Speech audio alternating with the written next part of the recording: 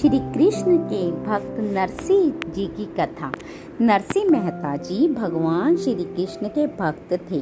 उनका जन्म जूनागढ़ गुजरात में हुआ था। उनके जीवन की एक प्रसिद्ध कथा है। जब श्री कृष्ण स्वयं उनकी पुत्री नानी बाई की पुत्री सुलोचना के विवाह का भात भरने गए थे। मायरा या भात किसी लड़की के विवाह पर उनके नाना या फिर मामा द्वारा दिया जाता है। नानी बाई नरसिंह जी की पुत्री थी। जब उनकी पुत्री सुलोचना का विवाह तय हुआ तो नानी बाई के ससुराल वालों के मन में शंका थी कि इनके पिता गरीब हैं, इसलिए वह शादी का भात नहीं कर पाएंगे। उन्हें भय था कि नरसिंह जी साधुओं संतों के संग विवाह में आ जाएंगे, जिससे उनकी बदनामी होगी। ससुराल वालों ने नरसिंह जी को विवाह में आने से रोकने के लिए भात के सामान की एक लंबी सूची बनाकर भेज दी।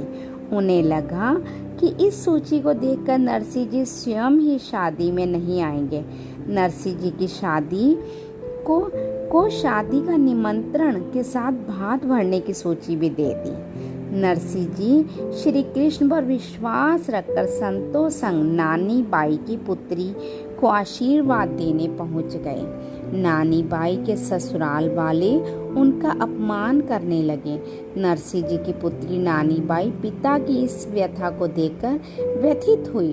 नरसिंह जी व्यथित होकर श्री कृष्ण को याद करने लगे।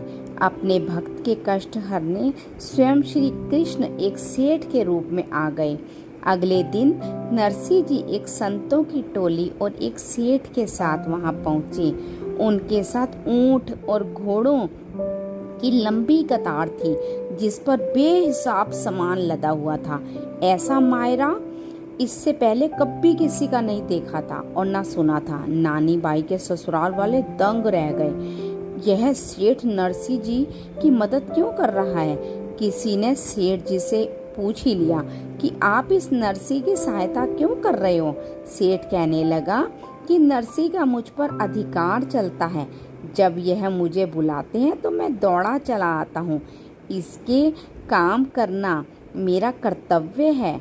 सब लोग सेठ की बातों को समझ नहीं पा रहे थे, क्योंकि सेठ तो स्वयं श्री कृष्ण भगवान थे, कि इस गरीब का सेठ पर अधिकार कैसे चलता है। लेकिन नानी बाई जान गई कि उसके पिता सच्चे कृष्ण भक्त हैं और भगवान उसकी भक्ति से बंधे हुए हैं, इसलिए उनकी व्यथा दूर करने के लिए स्वयं सेठ के रूप में मायरा भरने आ गए।